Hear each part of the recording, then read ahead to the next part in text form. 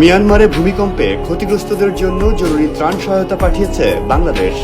আজ রবিবার দুপুরে ঢাকা থেকে ইয়াঙ্গুনের উদ্দেশ্যে রওনা দিয়েছে সেনাবাহিনীর দুটি বিমান।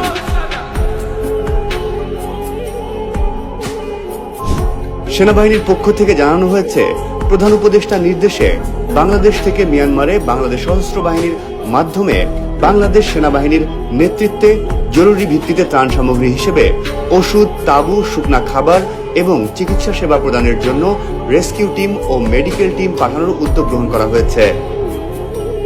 প্রাথমিকভাবে আজ দুপুর 12:30টায় বাংলাদেশ বিমান বাহিনীর ঘাঁটি কুর্মিটোলা থেকে C-130J বিমান এবং আর্মি এভিয়েশনের একটি কাসা C-295W বিমান প্রাথমিকভাবে আজ দুপুর 12:30টায় বাংলাদেশ বিমান বাহিনী ঘাঁটি কুর্মিটোলা থেকে বিমান বাহিনীর C-130J বিমান এবং আর্মি এভিয়েশনের একটি কাসা C-195W বিমান জরুরি ত্রাণ সামগ্রী সহ মিয়ানমারের ইয়াঙ্গুনের উদ্দেশ্যে রওনা করেছে।